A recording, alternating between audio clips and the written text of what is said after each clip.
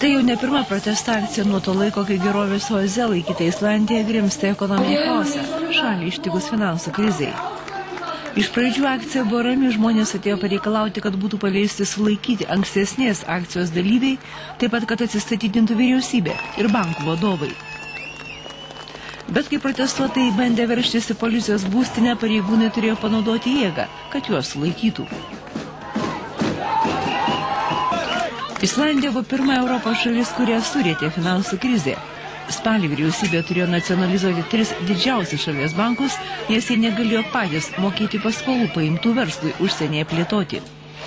Islandija pirmoji vakarų šalis, kuriai per pastarosius 30 metų teko imti Tarptautinio valiutos fondo paskolą. Jo ir 4 Skandinavijos šalių paskolinti 4,5 milijardo dolerių leidžia įsilaikyti paviršyje.